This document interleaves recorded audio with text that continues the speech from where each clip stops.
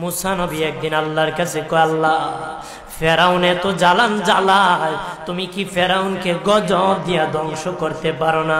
আমার আল্লাহ কয়, মুসা আমি ফেরাউনকে 4টা কারণে গজব দেই না। কয় কারণে? ফেরাউনকে 4টা কারণে গজব দেই না।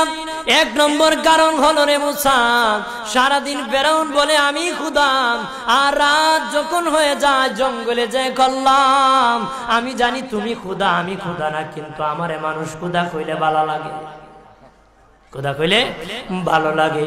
প্রভু তাই তুমি বিরক্ত হইয়া আমার উপর গজব দিও না। আল্লাহ বলে, মুসা রে ওই ফেরাউনে রাত্রির দুয়ার কারণে আমি আল্লাহ তার উপর গজব দেই না। 2 নম্বর কারণ হলো, আরে মুসা তোমার মুখে দাড়ি, ফেরাউনের মুখে দাড়ি, তোমার পরনে জুব্বা, ফেরাউনের পরনে জুব্বা, তোমার মাথায় পাগড়ি, ফেরাউনের মাথায় পাগড়ি। আমি যদি গজব দিই জুব্বার বেজ্জতি হবে, পাগড়ির বেজ্জতি হবে, দাড়ির বেজ্জতি হবে।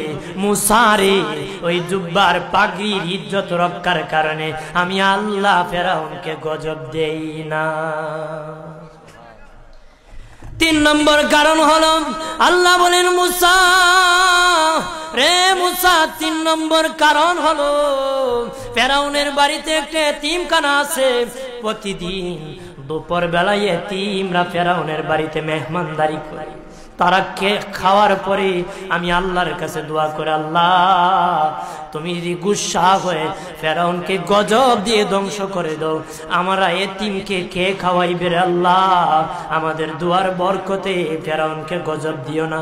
আল্লাহ বলে, মুসা রে এতিমের দুয়ার কারণে আমি আল্লাহ গজব দেই না। 4 নম্বর কারণ, আল্লাহ বলেন মুসা ফেরাউনের একটা মাছ বিদ্ধ, হাঁটতে পারে না, ফেরাউন নিজ হাতে নিয়ে গোসল করায়, নিজ হাতে মায়ের শরীরে তৈল লাগায় দেয়, নিজ হাতে ফেরাউন খাওয়ায় দেয়।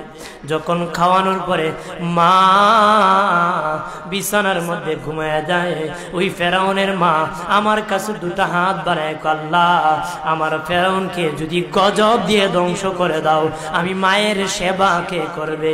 আল্লাহ বলেন, মুসা রে ফেরাউনের মায়ের দুয়ার কারণে আমি আল্লাহ গজব দেই।